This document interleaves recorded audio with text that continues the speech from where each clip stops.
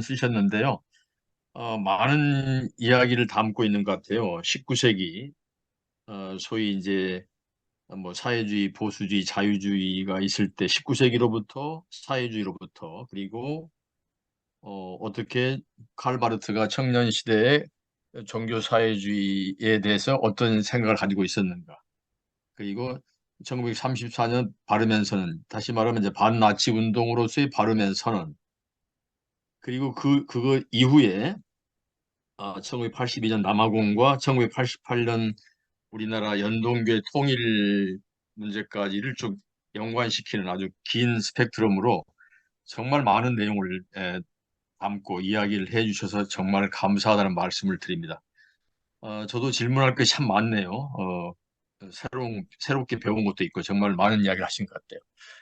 우선 질문을 이렇게 개인적으로 주거니 받거니 하면 다른 분들이 따라가기가 힘들기 때문에 여러 개의 질문을 받아서 한꺼번에 처리한다는 말씀을 좀 거듭 드립니다. 자, 누가 좀 먼저 간단하게 좀 말씀을 주실까요? 오늘 좀 이야기가 많이 나올 것 같은데. 네,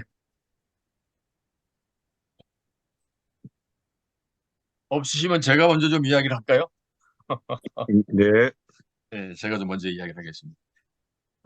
재밌는 이야기가 참 많은데요. 뭐 개혁교회, 루터교회, 연합교회도 이야기하셨고 또 정치적인 예배라고 이야기가 나와서 아까 1937년에 이야기했던 그 예배 이야기를 한번 해볼게요. 그러니까 제가 지금 느끼기로 칼 바르티는 신학적으로도 신앙적인 차원에서 상당히 영성이 깊은 이면서 또 아울러 사회 문제에도 철저하게 고민하고 있는 사람이다. 아주 정말 이상적인 신학자라는 생각을 아주 깊이 하게 됐는데요.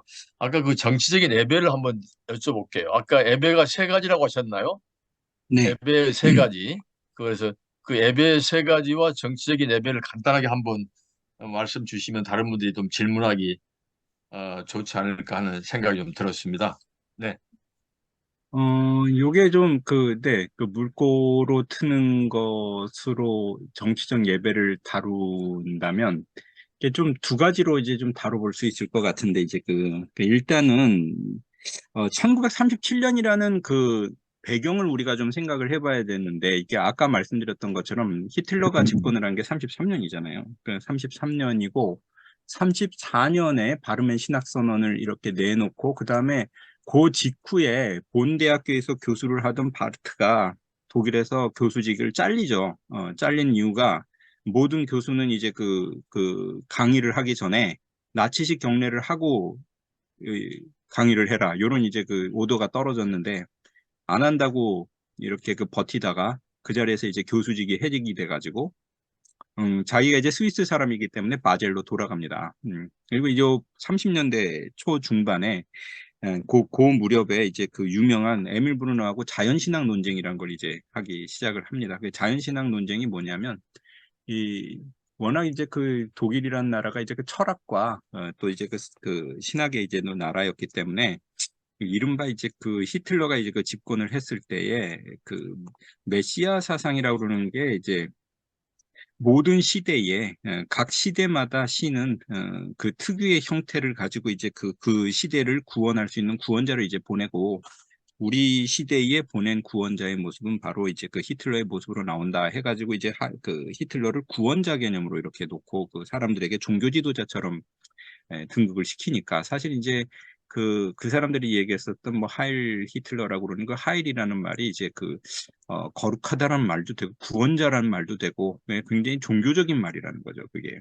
그래서 그 잘못된 우상적인 존재로 이렇게 그 파악을 하면서 그래서 이제 그 에밀 브루너가 세계에는 이제 그 자연신학, 자연계시라는 게 있고 특별한 계시가 이게 사실은 칼빈의 얘기였는데 이제 칼바르트 얘기는 너가 그렇게 얘기를 하니까 쟤네들이 그런 이제 그 동력을 받기 때문에 그런 건 이제 받아들일 수 없다고 해서 둘이 치열한 논쟁을 갖다 이제 하고 이 교수님 죄송한데 또 다른 분들이 많은 질문을 하실 것 같아서 그 정치적 예배만 간단히 좀, 네, 네, 그 죄송합니다. 얘기를 네. 갖다 이제 좀 하면은, 일단 자연신앙 논쟁도 그렇지만, 이제, 요게 이제 그 37년에 스코틀랜드 신앙 고백이라는 내용을 갖다가 다루고 있다라는 것이 이제 그 중요합니다. 그게 무슨 말이냐면, 스코틀랜드 신앙 고백 강연이거든요. 그게 스코틀랜드가 독립을 하잖아요. 그 1560년에.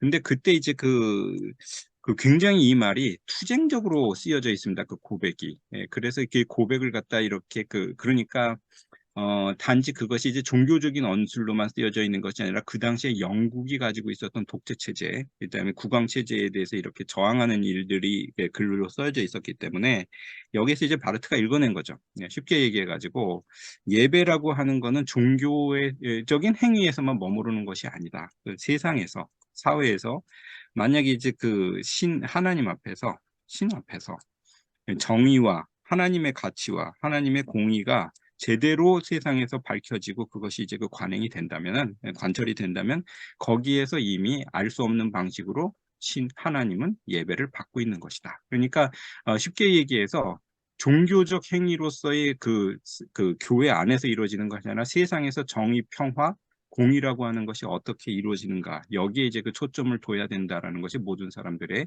관심이다라고 하는 것이 정치적 예배의 핵심적인 내용을 이루고 있다라고 이렇게 보시면 될 것 같습니다. 네, 세 가지 예배는 뭐죠, 이 교수님?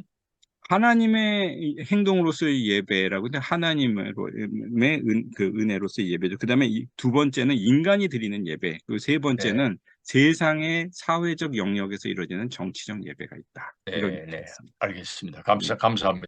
자, 이제 다른 분들 좀 질문